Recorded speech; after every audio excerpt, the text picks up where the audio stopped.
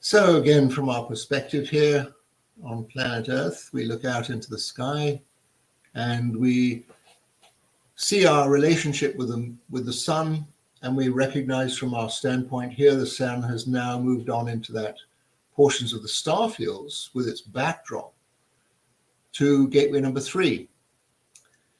And gateway number 3 is the gateway of innovating.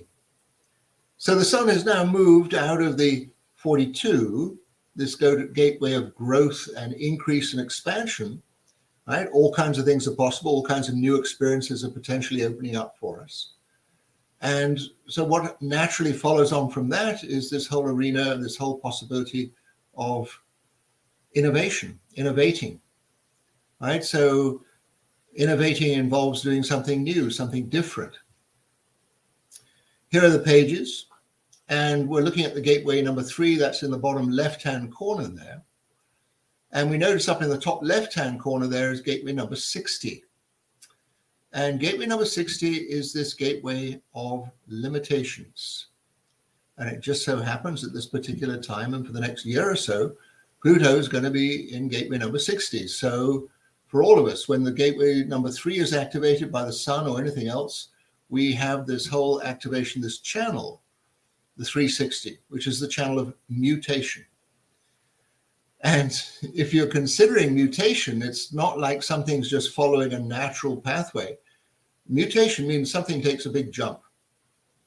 Takes a big jump into something different, something new, innovative, innovating, different, creative, never seen it before. And so this is very much part of the human existence, that innovation is part of our nature, and these dramatic shifts and dramatic changes that take place. And the great thing for us to see is, all right, we may be very much living in a comfort zone, but all of a sudden we get jostled. We just had the sun going through the 51, the gateway of shock, the arousing, the wake up, the launching us out of perhaps a state of complacency.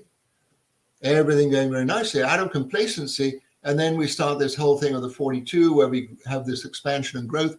And now the sun going to gateway number 3, where we get to really see what is innovation all about. And we see it's this little tiny little channel right at the bottom of the chart between the root center and the sacral center. So it's a generator channel by design. And so it's a gut response involved in recognizing, am I ready for takeoff or not? And this particular channel works in a pulse. It's not just bit by bit by bit. It's all of a sudden there's a pulse, there's a movement, there's a shift. As I say, it's in individual territory here. It's innovative, it's different, and it's going to open up all kinds of different possibilities for us. And the beautiful thing about this channel, the 360, is you can be clear the moment of takeoff. You can be clear when, you know, there's this movement, the sacral energy, or this movement out of something old, out of the limitation. The thing about the third gateway is you're never quite sure where it's going to land, where it's going to end up. It's not following a particular pathway, as I say, and it's not in some kind of loop like the 42 does, the 42 entering into new experiences. This mutation takes us into a whole different presence in our world. So great time to be watching, and we'll see what's involved with that when we make dramatic shifts like this, what's involved in that.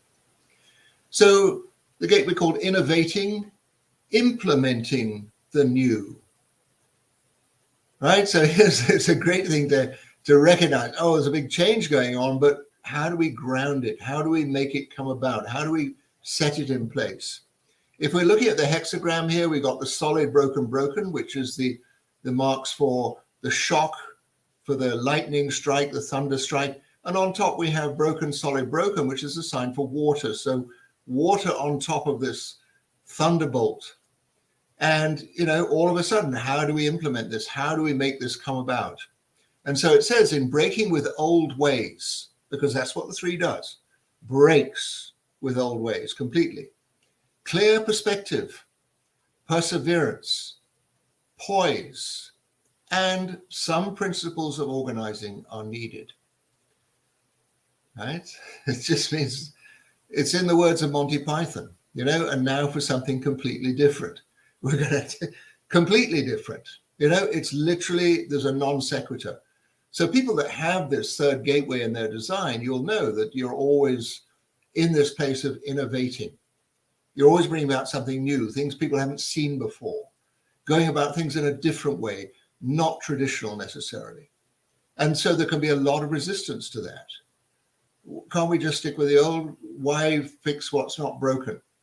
Well, the drive is to move it on. And people that have that whole channel of 360, and particularly during this time when the sun is in the 3, Pluto sitting in the 60, we're going to have this experience of moving on. All of a sudden moving on from something that perhaps we've been involved with for quite a while. And it can be a little disruptive. It can be a little bit, my goodness, what's going to happen next? And the great thing is always to have the trust in it.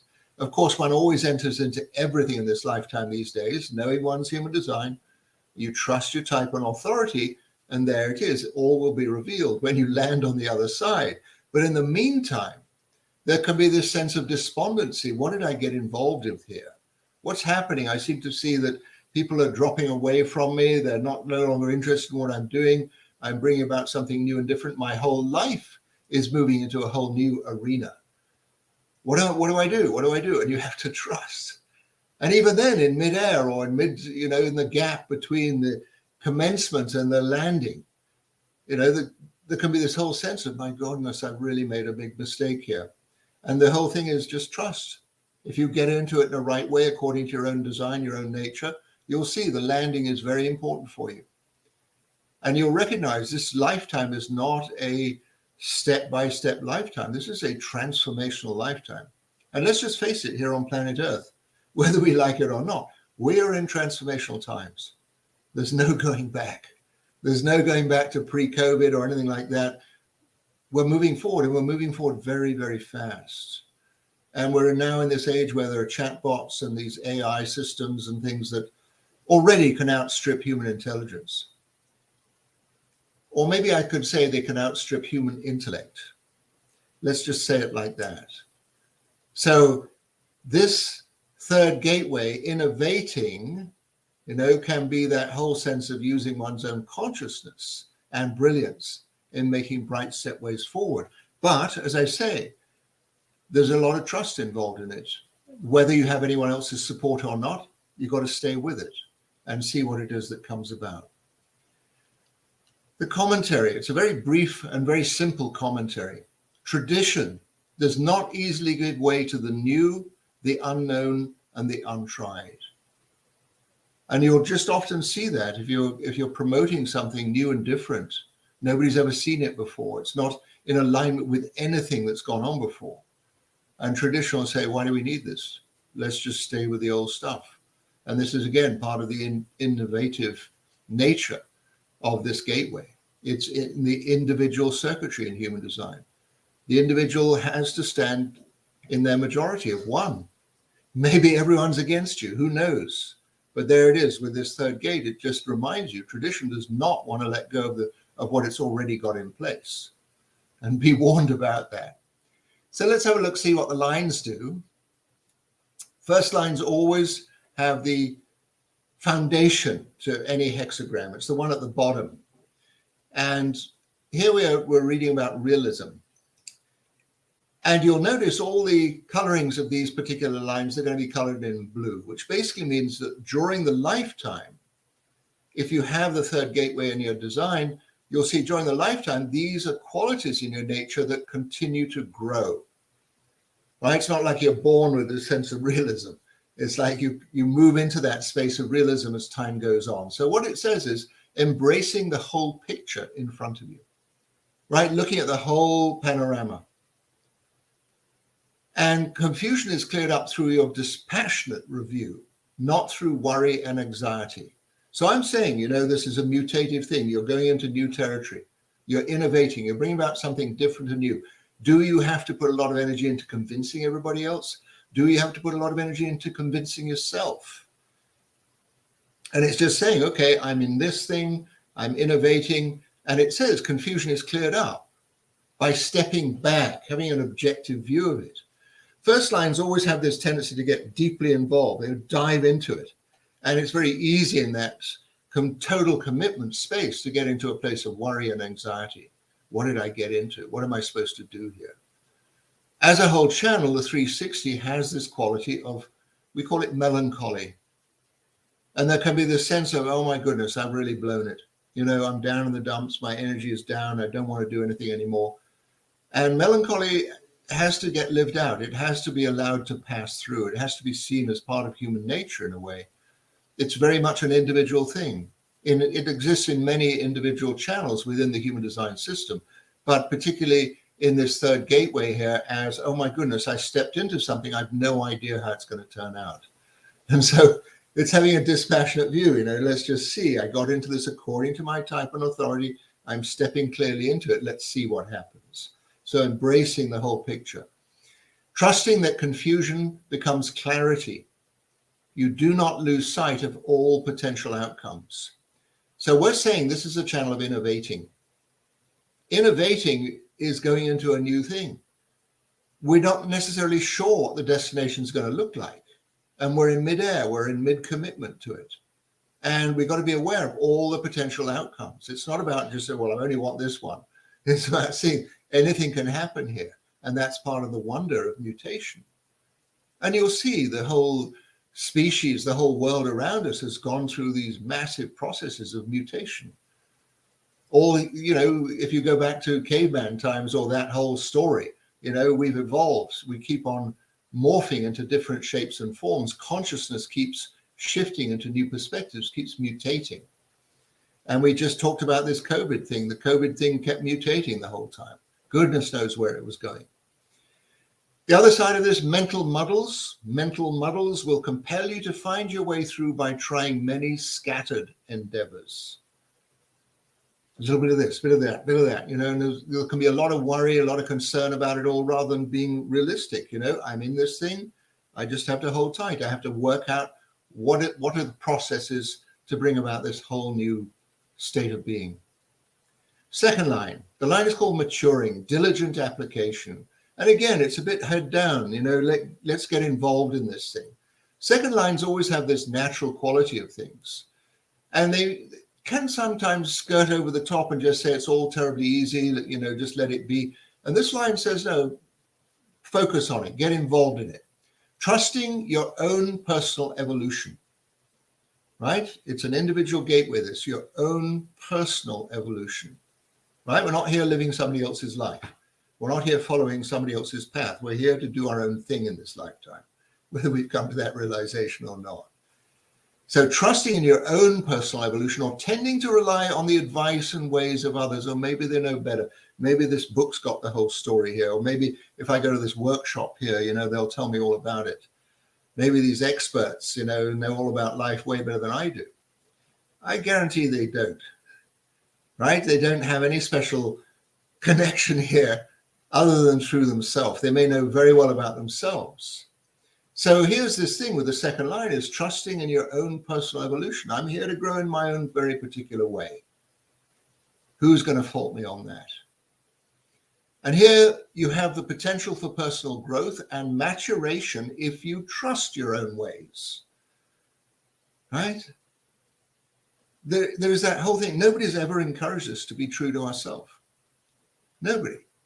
You know, you go to school, you get told everybody else's ideas about life. You go to church, you get, you know, goodness knows somebody's story about somebody that lived a long, long time ago, gone through massive interpretations over the time. All of us have within us an inner truth. And so here it is, you have the potential for personal growth and maturation. Just trust in yourself. That's the bottom line with it. As the world unfolds, as it expands in front, diligent application, be clear in your involvement. The other side of it, randomly trusting or disregarding others' advice leads you to a personal instability. Very easy, that you never actually fulfill any of these innovations that take place because you kind of get sidetracked. You get yourself involved with other people's suggestions or you ignore perfectly good advice. And then sure enough, there comes difficulties. We get to the third line. The line is called scrutinizing, finding out what works and what does not. Oh, goodness, yes. Sometimes third lines find out things the hard way. You know, diving into something head first, they're the experimenters, they're the pioneers, and very often get their fingers burned. And here it says scrutinize, find out what works and what doesn't work. You can do that objectively. You can do it hands-on, first one in, if you like. But it's about being really clear. What does innovating involve? What's the groundwork? Some organization is needed, some stability, some clarity in myself, what it is that I'm putting forward here, what I'm getting involved in. And it says prospering in life comes about through you recognizing evolutionary laws and their timing.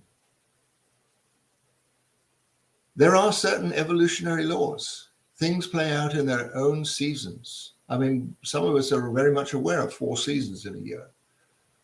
And there are seasons in other things as well, migrations and learning curves and rearrangements in technologies and stuff.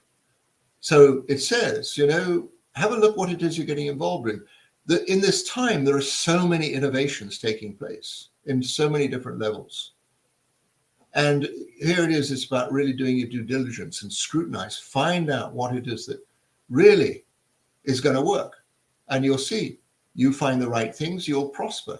But it does involve that scrutinizing. New ways are more easily introduced when you seek the most able and willing assistance. Who's got the goods? Who really knows what they're doing? Who is clear about the whole concept of innovation and bringing new things into the world and new things into human experience? The other side of it, if you disregard the law of survival of the fittest, your ideals will eventually suffer. What are the laws of the survival of the fittest? The ones that know how to look after themselves, the ones that really look what it is they're getting into. Third lines can be gamblers, can be risk takers. And it's, in some ways, it's a beautiful thing to do that because it's that way of penetrating into new possibilities. But here it is, it's just saying, look, there's a potentially difficult ground here. And it's just seeing, it really does work when you have a look for yourself, what it is you're getting involved with, who you're getting involved with, and just seeing. No need to take unnecessary risks if you can already see they're going to not turn out well. We get to the fourth line. Fourth line wants everybody to be on board. Everybody wants to be in agreement and accord here. And the line's called associating, right? Realigning with your real sense of purpose. So here it is, just for a moment. What is your real sense of purpose? Is it the job? Is it the family? Is it going fishing? What is your real sense of purpose in this lifetime? Despite all the labels and possibilities of things, did you come here to grow? Did you come here to evolve? Did you come here to expand your consciousness? Did you come here to be in love with your life? And so here it is, the fourth line is saying, well, what kind of environment around me really aids me in my real sense of purpose, in my core? What am I here for? And perhaps you've never asked yourself that question. From the beginning to the end, what's this life all about? Is it duplicating somebody else's life or borrowing everybody else's ideas? Or here we're in the third gateway. This is the gate of innovating. So it just puts us all on the spot. Hang on a minute. What am I doing here? What is this thing? Your self-assurance and trust or their lack often allow or reject valuable guidance and company. Self-assurance. How do you find your self-assurance? Has anyone ever encouraged you to find your self-assurance? Do you really know what you're doing? Right? Perhaps you don't, but self-assurance means I'm home in myself. In myself, I'm going to trust. And from that, everything can move.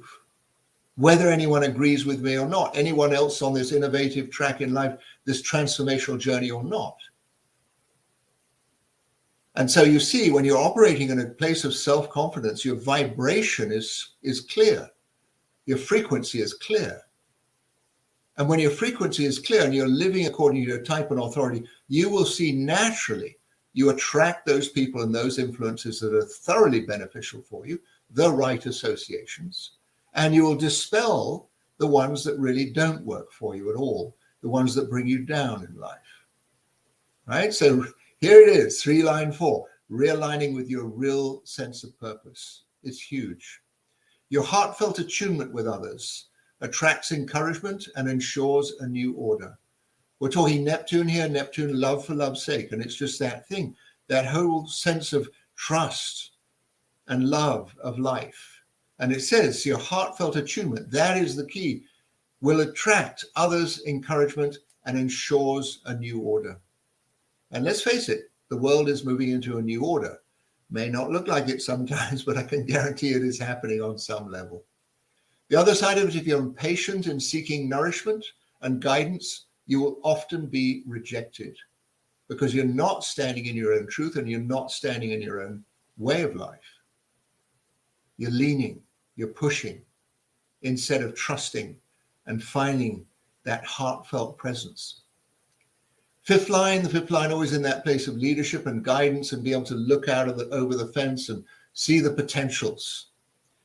And the line is called interpreting, detaching from anticipated results when implementing a new order. We're saying there's something about innovating that you really don't know how it's all going to turn out. And in life, whenever you have great expectations, I mean, they say you want to make God laugh, tell him your plans. It's like, it's never going to turn out as you expect, or if it is, it's going to be less than enthralling. So what the fifth line says is, look, the vision of things, the possibilities are amazing, but it says detach from the expected results, because the third line, you don't know, the third gateway, you don't know where it's going to end up. That's just part of it. It's mutative. It's different. And so when implementing a new order in your life, just be open to how the thing turns out. Of course, put your best intentions behind it. In any effort to organize, there is the possibility of your intentions being misinterpreted. I mean, that might be true for all fifth lines in a way. You put out your best, and even if you really serve somebody really well, they'll blame you for having fixed their issue for them. So be very aware of this. The fifth line here is interpret what's involved here. You're innovating, but the anticipated results, great expectations, great disappointments sometimes. Yes, of course, something new and different is going to come about, and let's expect it to be something amazing, perhaps beyond what we were believing was possible. Your assured individual stance withstands any disagreements and establishes order. So there it is, an assured individual stance. When I say individual stance, it's coming from within. It's not from the projections or input or expectations from anybody else. It's a sure stance from within. I see this vision. This is the one I'm putting forward, come what may. And so it can withstand any kind of disagreement. You're going about it the wrong way. We want you to do something different, etc., etc. And sooner or later, the fifth line can ground it, can land it. The other side of it, you can easily become confused in your attempts to reconcile others' problems. Classic thing for fifth lines, great rescuers. And you'll see, wherever you've got a fifth line in your chart, you'll see this is a place where there's a part of you can see better than other people. And the tendency is, let me help you out. Let me kind of step into your problem and your situation here. Let's see if we can fix it for you. And, some people don't want their problems fixed in the first place, but the fifth line very often will put itself in that place of rescuing. So be very watchful about that. And here it says you can become easily confused in your attempts to reconcile others' problems. You know what it's like when you kind of just innocently offer your assistance to somebody. You see they're in difficulties and you innocently get involved in whatever's going on for them. And all of a sudden, there's this massive confusion. You're tied up in all kinds of crazy things. And, this is one of the beauties of human design. We're here to live through our own design. When there is clear interaction with other people, that clear interaction needs to be founded in our own clarity, right? That we get involved because we are clear to get involved. Otherwise, there's this snowballing effect and the overwhelm and the literal disappointment that comes out of it all. The sixth line, renewing, right? We're in innovation here. This is renewing. In all new endeavors, remember to keep realigning with your vision. Sometimes the vision is a very long vision. It's a lifelong vision. And it just, the 6th line says, stay with it, stay with the program. You know, it may look like you're landing somewhere or it's not turning out as you anticipated. Stay with the vision. Let's see, can the thing get realigned? There is always a potential to get caught up in fear and despair when orderliness is forgotten. It looks like it's going to work out in a particular way and then it doesn't. And you forget about the organization, you forget about the bits and pieces involved in it all. And yeah, you can get caught up in fear and despair. Wow, it's just not working out. This whole innovation, this thing I put all my energy behind. And what this line says is hold the vision. Stay true to the vision. Trust in the vision. If it doesn't work out exactly according to plan, still hold the vision. It can be brought back into alignment with that vision. You have an inner appreciation that ordering a process that unfolds in its own way. Ordering is a process that unfolds in its own way. And here we're using the word ordering for this 3rd gateway, this innovating gateway. Ordering the innovating, step by step by step, by seeing it through, by recognizing you're going into something new and different, but keeping an eye on it, keeping a focus on it. And it says you have an inner appreciation, right? You know inside yourself that ordering is a process that unfolds in its own way. It's going to turn out how it turns out, but stay with the vision. The other side of it, forgetting your clear intentions, can lead you to become confused and even depressed. And so there it is. The 3rd gateway requires quite a bit of focus, quite a bit of attention, and an awful lot of trust. Just trust to see it through, to follow it all the way through. But you'll know, any time in your life when you brought about an innovation, you stayed with the process, you trusted, you followed it through, and all of a sudden there it is. It's like, wow, did I create that? Did I do that? Was I involved in that?